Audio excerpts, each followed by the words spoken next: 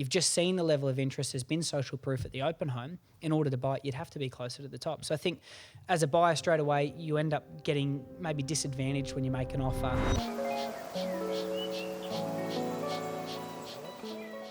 Hi guys, welcome back to Property Chat with Lachy and Matt. So we're still here at Realhub. We're actually waiting on our pizzas. They shouldn't be too far off.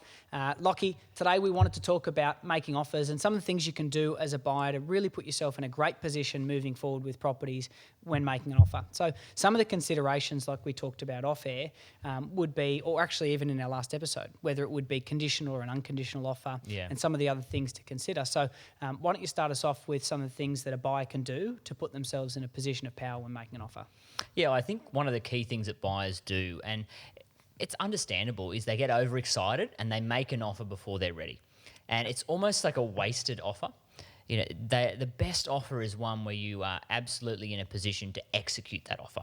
And that's what you need to think about. Am I in a position, if this agent turns around and says yes, can I execute? Because if you can give the agent the impression that you're ready to move forward straight away, and we don't mean saying things like we're sort of saying off air about being a cash buyer, for example. Yeah. It's an old thing, I guess, and it was important, back in the day. Yeah. But these days, the bank's money is just as good as your cash. What is really important to a seller is, are you in a position to move forward right now? And is it on my terms too? And I think that's something which has to be considered by a buyer, is what does the seller, and you were saying this earlier off air, what does the seller actually want? What's their main motivation? It's not always money. It can be settlement terms. But it's okay to ask the agent those questions. Like how many times a buyer comes to me and they feel like it might be a bit intrusive to ask why the seller is selling. But you know what? It's not so much being the fact that will be how you position your offer to maybe try and buy it at a cheaper price. But it might be something that where you might have a shortfall in terms of what you can offer price-wise, you might be able to make up for in giving a delayed settlement. So, I know I've had many cases where it hasn't really come down to price within $5,000 to $10,000. It's come back down to the vendor can live there for 3 months. Yeah. Or 6 months. And say, that's a question you can ask. What's most important to the seller? Is it, the fact that they want to have flexibility of settlement date? Is it the price? Is that the absolute key thing? Or perhaps is it, the fact that they're moving overseas and they want to sell it with the furnishings? Things like that. And a lot of buyers might say, hey, I don't want the property furnished, I'm not interested. But if you really nut out and find out that was a key thing for the vendor, that might be something which you're willing to bear to get the property at the right price. That's right. Because my opinion's always been an offer that can't be executed is just a question, not an offer. Would the vendor accept? Yeah, probably, maybe. If you're ready to go, they might look at it. My advice to a lot of buyers, though, as well, is making sure that you really study the campaign, because I think that's so important. Depending on where you've come into that property with that campaign, ultimately determines where your offer should be price-wise. So, for example, if you know it's a property that's been on the market for 120 or 300 days, whatever it may be, a really long period of time, and you know that for your marketplace that's abnormal, predominantly that comes back down to either the property or the price. If you've inspected the property and you feel that works and you've done your research on it and it ticks the boxes, getting the price right is important. But making sure that that's probably the time that you can get away with making an offer that might be a little bit below where their asking price is, because it's probably more in line with the market. Doesn't mean they're necessarily going to take it, but it means that you've got a chance to go in a little bit lower. I think the issue that we often see is, you'll have a listing that's 1 week into its campaign, you've had 10 to 15 groups through the open home, and it might have a guide of 1 to 1.1, and buyers are trying to get in and see if they can buy it below 1, and you think, well, you've just seen the level of interest, there's been social proof at the open home. In order to buy it, you'd have to be closer to the top. So I think as a buyer straight away, you end up getting maybe disadvantaged when you make an offer that probably isn't even close to where you need to be, because straight away the vendor sort of discounts it as they're probably not serious or they're not quite where we need them to be. Yeah, I think that's really important. Read the play. Yeah. Figure out what that campaign is, like where that campaign is, where it sits in the spectrum, and really adjust your offer based on that. Definitely really, really important. Yeah. And what are some of the other things that you do if you're a buyer? So let's say you're looking at a property and you want to make a very serious offer. How do you go about presenting it to the agent? I think there's a couple of things to consider. So it's, as you said, reading the play, understanding what the campaign is. If it's for sale and auction, how I would go about that are probably slightly different, and depending on who I am as a buyer. If it's auction, for me, that would be, if I didn't want to be there bidding on the day, if I thought that I didn't want to run the risk of losing the property because there's going to be competitive tension on the day, or maybe it's something I'm not comfortable with, then I would make sure I did everything I could to put myself in a position to put an unconditional offer in front of that vendor. So like we talked about in the last podcast, putting an offer on a signed contract, 66W, 10% deposit, and being able to say to the agent, what figure does it need to be to stop the auction? Because you ask an agent the question of that, if they're a good agent who's run the campaign properly and who has communicated with their vendor, they should be able to answer that for you. You know, it might not happen week 1, but maybe week 2 and 3, they might know what it would take to sell the property prior to auction. Yeah. So that would be how I would probably handle that. Auction, different story. It's not necessarily making an offer. It's about, you know, I suppose being a part of the campaign the whole way through with the agent so that when you're there on auction day, you know what you're comfortable to bid to, you know where you need to be price-wise in order to secure it, but naturally that'll just progress how it's going to progress. The market just on determines that and the pre-auction offer side of things, I think the key thing there is enticing the seller to the table. Yeah. And countless times as an auctioneer, I've seen a situation where you would have, and one particular example to give a bit of a story, an agent had an offer prior to auction. Again, it's a few years back, so the figures elude me, but it was a very, very good offer. Yeah. And they had, or they were expecting, about 20 registered groups to this property. It was a deceased estate. It was going to be very hotly contested. But the sellers, the beneficiaries, were so enticed by that offer that they wanted to go with it. And the agent was telling them no.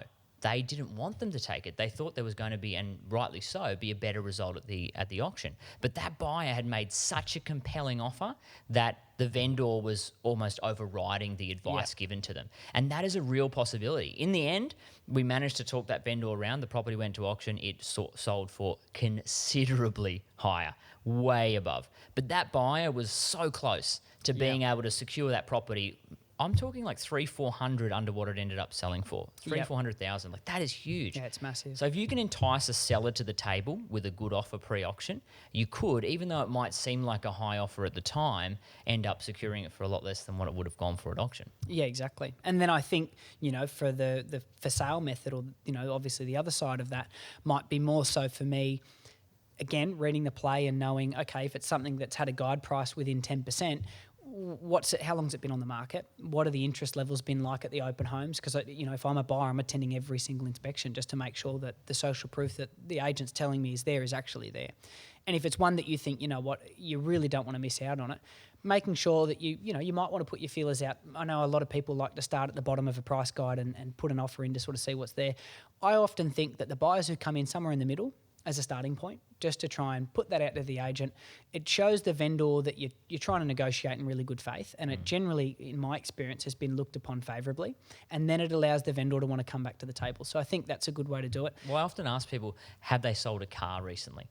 Like, if you've put a car on car sales and you've gotten like so many texts from people, will you take this? Will you take What's this? your last offer? Yeah. What's your bottom price? Way below what you're asking. Yeah. Your immediate reaction to that person is just get lost. I'm not interested. Yeah. And whether or not they would have come up to what you would have paid is irrelevant, because they've put you on they've got a bad taste in your mouth from the very get-go. So I think you're dead right. If you can come in the middle, it's that sweet spot between not overshooting, but also don't insult the vendor. Yeah. You know, respect that it is a big asset. Respect that they have taken the time to price it properly. Because what you're essentially saying when you come in with a low ball offer is, I think you got it wrong. I think your home's not worth what you think it's worth. Yeah. And that's going to insult anyone. You know, so be careful. That middle ground is perfection. But I think as well, putting an offer on a contract, we talked about that earlier, that putting an offer on a contract, on a signed contract, how powerful that is for an unconditional sale. It's also pretty important for a conditional sale. You know, a lot of times it's a verbal back and forth, something that goes in writing to the agent. If I'm an owner and I get a signed contract, even if it has a cooling off period, that's besides the point. I can see it. It's tangible. It's in front of me. I'm able to look at it and go, well, you know what? All I do is countersign this and my home's sold. Or it's in a cooling off period. You know, I think that's pretty important. So I think as a buyer, even if you do have to enter into a cooling off period, that's still a really powerful thing that you can do. Obviously, you want to work with your agent to figure out the components that you need and how to get the contract filled out. But putting in, you know, what might be your best and final offer. Because I think sometimes buyers feel they need to get stuck into the back and forth and, you know, they'll want to make an offer, they'll want to counter offer. Sometimes that probably ends up putting you in a worse space as a buyer. Yeah. You're better off knowing what your limitations were, putting that on a contract and saying, this is my best and final offer and what I'm prepared to pay.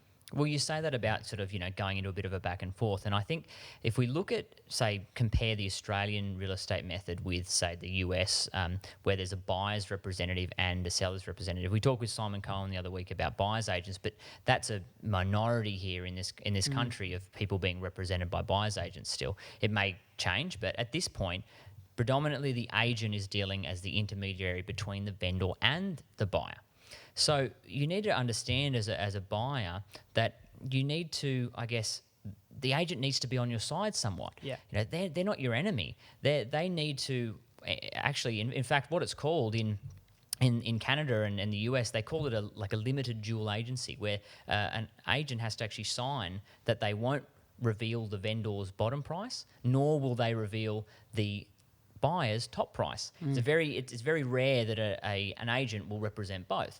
So in this country, an agent sort of has to do the same thing all the time. They have to sort of tread this fine line between representing the vendor but also trying to help the buyer buy. So if as a buyer you respect that and appreciate that the agent's not your enemy, they do work for the seller, but they're there to get a deal done. And if you be reasonable with them and you, I guess, communicate with them. Now, that's a really big thing. Communicate with them well, they'll help you. And if you've got the agent on your side, that goes a long way to being able to get your offer across the line too. Yeah, they'll give you all the guidance you need, and they'll be able to tell you, look, love to help you buy the home, but this is where you're going to need to be. And I think for a lot of people, especially buyers, one of the biggest thing that they feel we lack in this industry is transparency. But there has been such a huge push over the last few years for transparency amongst agents in the industry. So I think getting the right agent, and as a buyer being clear yourself, then you can expect that in return from the right agent, which is important.